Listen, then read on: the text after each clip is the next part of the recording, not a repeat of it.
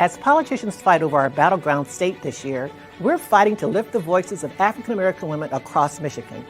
National and state leaders need to hear what we need from them. So I invite you to join our celebrity panel to help us create a health and wealth agenda that can guide our elected leaders to better serve Michigan women 50 and older.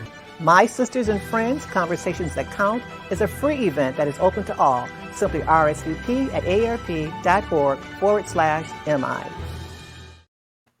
All right. So you heard the news. It's about creating a health and wealth agenda.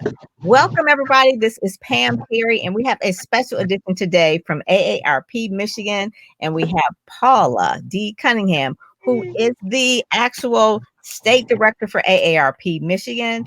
And we have one of the panelists from that event that's coming up on the 17th, Dr. Marilyn French Hubbard. So today we're just going to talk to everybody about why this is important and what it's all about. It's really conversations that count. And so who was the brainchild of this? Paula, Marilyn, you all, I know Marilyn, Dr. Marilyn always talks about health and wealth all the time. And her company's name is Healthy, Wealthy, and Wise. So tell us about the event, Paula. Well, the event actually came about as a result of my listening to so many different stories, so many different people who have not always had their voices at the table, issues particularly that are related to the pandemic, COVID-19, in terms of health, and who was impacted most by this particular pandemic. It's been women, it's been African Americans. It's our time. I read somewhere not too long ago that the pollsters are saying that women will decide this election. And I'm asked over and over again, Pam, I'm asked, okay, who are you supporting? Which agenda do you like? And we're nonpartisan, so we don't have a PAC, we don't have any of that. And I'm thinking, why are they asking me which of their agendas do we want? Why don't we create our own agenda? Women have a voice. We're deciding this election. We've got influence. We've got power. We have issues. And so we kind of pulled some folks together and came up with My Sisters and Friends, Conversations That Count. And we look forward to hearing the voices of women throughout the state of Michigan to advance our own agenda and to advocate for that agenda. So Marilyn, that's good. I hear some feedback. So Marilyn, what are some of the agenda items that you think that will be added to the list, I guess you would say, in terms of health and wealth? Okay, well, I've been talking about health and wealth for a long time, and I believe there's a strong correlation between health and wealth. And in some of the research that we've done over the years, we've shown that from the wealth side, looking at bankruptcies, anytime there's bankruptcies, there's always some kind of health issue related to it. So the stress of the business owner, somebody else was sick, but there was a health issue related, it impacts wealth. So, with Michigan being one of the leading states in women entrepreneurs, I think we have an opportunity just to kind of ask for what we really want. Our numbers are high in terms of numbers and participations, but our gross receipts and the amount we make is very low. So while African American women are the biggest sector of the segment, of women business owners, we also make the less money. So looking at probably institutions, Department of Commerce, SBA, asking for more funding for, venture capital for the growth of our firms, as well as education. There's been the small business development centers that they've had around. So all those kinds of things that will have an impact on us to grow our businesses. And so, Paula, tell us about some of the people that you're having on the 17th. I know Dr. Janetta Cole is one. She's actually one of the lead people, and Regina Bell, the Grammy Award-winning Regina Bell, legendary Regina Bell, I guess you would say at this point. But tell us about some other local people too, as well, that are going to be a part of the conversation to really build, I guess you would say, our agenda, or really to put in the forefront what we want the politicians to understand, what we need So talk about that. Absolutely. The panelists, the list of panelists were very deliberate, very intentional in terms of reaching out to them. I don't know how many people even know that Jackie Clark from the Clark sisters got her degree in nursing. She was an instructor, for the American Red Cross. So she understands healthcare. She understands health issues. Regina Bell, who was one of my friends, so she's not really from Michigan, but she's an AARP ambassador. I mean, she had a brain tumor and she went through her own health crisis. And so many times, people don't often lift their own voice. They're ashamed, or they have some level of just trying to be discreet and not sharing their story. So we thought, particularly for the health segment, it would be important to have celebrities, well-known celebrities, talking about the issues that they've had. Martha Reeves has a very passionate about grandmothers raising grandchildren and what kind of support can they get. And those are issues that impact everyday women all the time. So hopefully, hearing the stories of some of those celebrities will help other folks say, I'm not alone. It's not just about me. And then we were able to get the phenomenal Dr. Janetta Cole, who has studied human behavior and everything else in life for a very, very long time. She's going to be moderating this session. And I'm like 90% certain that we're going to have a fantastic celebrity at the end, a vocalist who's going to close this out. But in addition to that, we've got Chrisette Ellis, who is the first lady of Greater Grace Church in Detroit. And she's also a national Mary Kay director, sales director. We also have our own one and only author, entrepreneur, yes, Dr. Marilyn French Hubbard, who will be on the panel, as well as Sandra Gaddy, who's from Grand Rapids, Michigan, and she is the CEO, president of the Women's Resource Center there. So we've got folks from all over the state, folks from Flint, folks from everywhere else coming together to talk about the issues that are important to them. We're really excited about this event. And it seems like money is going to be a big part of it because Gail Perry Mason is one of the panelists. Oh, I'm sorry, absolutely. How can I forget Gail Perry Mason? My goodness, we don't do anything financial without talking to Marilyn and Gail. I mean, right. you got it covered. Like bookends. It's like we're going to talk Exactly. about that. Exactly. And so what will be the outcome? Will people actually come online and they will be able to interact, or they're listening to the conversation? And are you going to create like a document that you're going to share with each of the parties that are running for president? How is that? How is the everything that you just said plus more? This is going to be an engaging. We're not just talking about talking heads. I think we're all sick of Zoom and Teams and everything else, but we want people to be engaged. So when they talk about the issues, they'll go in the Q&A or in the chat and they'll type down. We'll have a list of issues. Our Dr. Edna Kane Williams is going to talk about some of the issues that we are seeing across the country, and people will add to that list and they'll say, okay, which are the top 2 or 3 priorities? We don't want 15 different priorities to go to an elected official. We want 3 to 5 priorities on health and on wealth. And then we'll monitor those year after year. We'll get together again next year and see what kind of progress has been made. We might even invite the elected officials to say, okay, what have you done?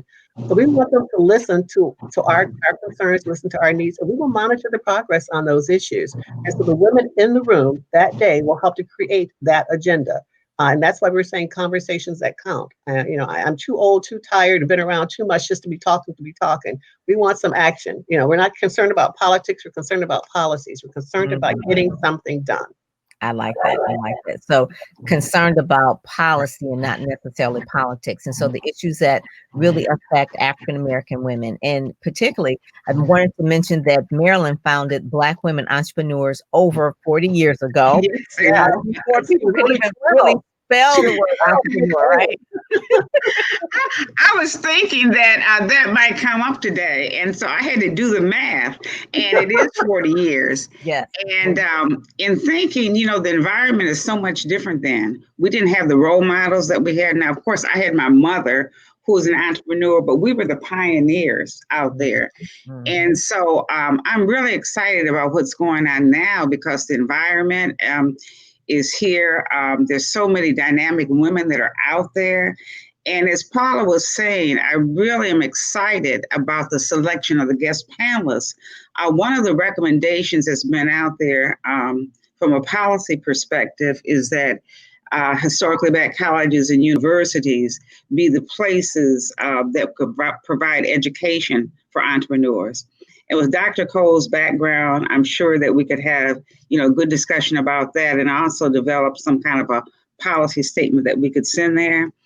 And then the other thing that is not mentioned, it's not really put on the table, but as women entrepreneurs, women of color entrepreneurs, Black women entrepreneurs, we're very religious. We pray, these businesses take us to our knees. And so the fact that the whole spiritual component is integrated, that whole mind, body, spirit connection, I think will be real important. So I'm really excited about the lineup and about the synergy and energy that can be created from the collective minds that will be involved. And it's real interesting that you have Chrisette Ellis, who is the, I guess you would say, the first lady of Greater Grace, right? And mega church, thousands and thousands of members, and what she's going to bring in terms of how, because I always say you shouldn't mix church and politics and that sort of thing. But actually, you just said it. For Black women, a lot of this is blending spirit, soul, and body. So you have to have that. So Jackie Chisholm Clark, besides being part of the famous Clark sisters, she's going to bring a part as well that talks about it. And you can't mention who is going to be singing at the very end, but it does. I mean, Black women just have a different soul, I guess you would say, in terms of how we do business and how we do life.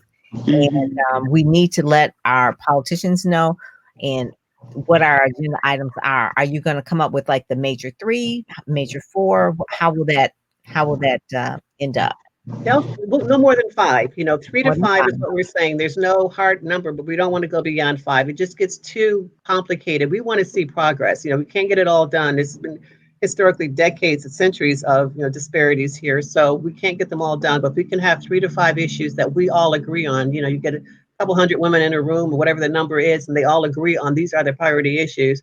Then we will begin to blast those out. We are a strong, AARP is a strong advocate for all people over the age of 50, anything that impacts them. So we'll send that to, when they have the political debates, we'll send it to whoever is being the commentator for the political debates and say, here are our agenda items, here are our questions. We'll ask all the women there to post it on your own social media page and to share it. And they'll get a little gift if they do that, if they post it on their own page and share those items. It will also send it to the media and also say, here are some issues that have impacted us. That's why we need people in the room.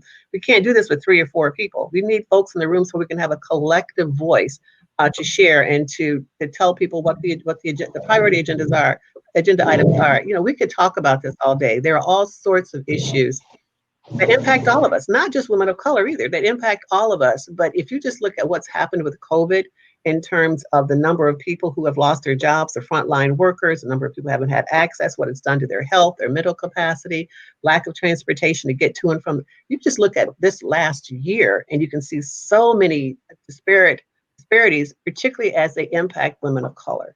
And so although everyone's at the table, everyone's invited, men, women, whoever is invited there, we do want to have an emphasis on African-American women. And so one of the things I want you to talk about is women in their older age. They outlive primarily maybe their mates or their spouses, and in terms of their wealth at the end of their life. Kind of talk a little bit about that. I just saw something on the news the other day. It was in Houston, I believe, and it was on CNN, and a lady was being evicted from her apartment, and she had nowhere to go. And they had to call social services and that sort of thing. But is that very common that you see that a lot of older African-American women are outliving, I guess you say, their money? Yeah, the trend has been we live longer and we die poorer. And we don't want that to be the case anymore. And then, there's another piece in here that's creeping up is that whole caregiving piece. Yeah. Our businesses can be running real smoothly, but then somebody in our family, has an issue. Yes. And then again, even maybe illness from ourselves. But I really applaud AARP for putting this together and also their focus on entrepreneurship because, I've been some type of entrepreneurship for over 40 years. But I'm kind of thinking right now is the best time in my life as an entrepreneur. I'm having fun. I'm working with who I want to work with. I am doing the things I love to do. I have the time, to be focused. And so that whole image, and I think maybe advocacy around entrepreneurship for older adults is something that we need to look at because the whole stereotype may need to be changed, not even externally, but internally. Sometimes we don't know. So I'm thinking that this gathering of women that we bring together will create excitement. I think other women will want to join us, as we continue this years to come. But one of the things that has come up lately about entrepreneurship is they had never tracked what they call on the side entrepreneurship. And that's basically women that are working, but may have to do some kind of business on the side to make it. That may be doing hair in the basement, doing nails, doing housekeeping. And a lot of times those people, those people are what we call uncounted, you know what I mean? Unreported income. Right. So we'd like to legitimize, some of that and look for ways where we can do collaborative things. And with, the new administration, having a focus on entrepreneurship as it relates to women, and particularly women of color. Because on the scales in terms of making money, we're always at the very lowest, even though our numbers are high. But again, our receipts are low. That's it. Doreen Hunter said, culturally, we are more empathetic with all people. That's true. Thank you, Doreen. So we have different people that are really joining in and saying a good day. Thank you, Craig. He's an author. But like you said, one of the things it will do is have us in the conversation. Talking about election is right around the corner. And we need to, if they're going to have the debates, we need to be able to hand them our tick sheet and say, this is what we're concerned about. Absolutely. And, I was sad to learn that there were over 200,000 people who didn't vote in Detroit, in the last election. And people need to understand the importance of their voice, the importance of that vote. I mean, we've captured some of those stories. We'll be playing some videos about She Votes and the importance of voting. But this is a time to raise your voice. If you don't raise your voice, how can you complain about something? How can you complain about what's going on? And every vote does count. I know there's all kinds of issues about voting and how whether you go to the poll or you get an absentee ballot. But there are options. So people need to make certain that they vote. And some of these issues that we're going to be talking about are issues that you should be asking your own elected officials, state and national elected officials about, and candidates about. What are you going to do about getting more access for women to get contracts, to be part of a major contracts? Women who are contractors don't have access to some of the major government contracts. What are you going to do about that, Mr. or Mrs. Legislator? What are you going to do about me being a grandmother who's caregiving for my grandchildren and taking money out of my pocket to take care of them? Can you give me some kind of a tax credit? Is there something that you can do? So we don't want to just have the pity party. We want to have some action at the end of this. And we want to hold people accountable for making some kind of progress toward the issues that we identify. I love that. I love that. So what I want people to do is to go to AARP.org/Michigan. Sign up is free. Be in the room. We're going to actually be laying out the agenda, talking about the items that we want to actually see talked about and have policies regarding that. And that's what we're going to do. So tell your friends, tell them to show up on the 17th. Make sure that they register. That's the main thing. Go to AARP.org/MI. And we're going to make a difference. We're going to make a difference by actually adding our conversations to the table. All right. Absolutely. And Pam, we want to keep it fresh. So we've got some other surprises that are coming, and you really don't want to miss them. There's some really good things that are coming. So stay tuned. Good. And Dr. Marilyn, thank you so much for joining us. And Paula Cunningham from AARP, thank you all for joining us. And those that are joined and see this, share it and let other people know as well. So with that, I will thank you all, and we will talk to you soon. Thank you. All right. Thank you. Bye-bye.